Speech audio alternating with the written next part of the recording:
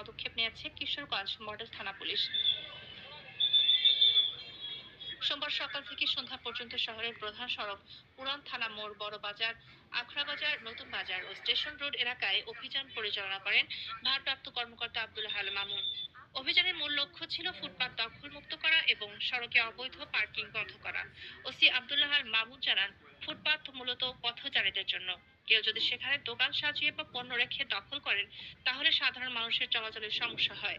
এখন থেকে ফুটপাত দখল বা রাস্তার অবৈধ পার্কিং এ কোনো ছাড় দেওয়া হবে না। প্রথমে সতর্ক করা হবে, পরবর্তীতে আইনগত ব্যবস্থা নেওয়া হবে। পুলিশের বিশেষ টিমের তত্ত্বাবধানে কিছু এলাকায় দোকানদারদের পণ্য সরিয়ে দেওয়া হয়েছে এবং গাড়ি চালকদেরও নির্ধারিত স্থানে পার্কিং করতে বলা হয়েছে। যে অবৈধ যারা ফুটপাতে ব্যবসা করতেছে তাদেরকে উচ্ছেদের জন্য আমরা কাজ করে যাচ্ছি। আপনাদেরকে সাথে নিয়ে, সাংবাদিক ভাইদের সাথে নিয়ে কাজ করে যাচ্ছি। ইনশাল্লাহ আমাদের অভিযান চলমান থাকবে, যাতে আমরা যানজট মুক্ত করতে পারি এই কিশোরগঞ্জ শহরকে। আমরা সবাই শান্তিতে থাকতে পারি এবং চলাফেরা করতে পারি, সেই লক্ষ্যে আমরা কাজ করে যাচ্ছি। ইনশাল্লাহ আমাদের অভিযান অব্যাহত থাকবে। অনেকটাই আমরা যদি যারা একটু সচেতন হই, ইনশাল্লাহ আমরা সফল হব। হ্যাঁ, আমরা অভিযান অব্যাহত আছে, আমরা আইনগত ব্যবস্থা নিচ্ছি।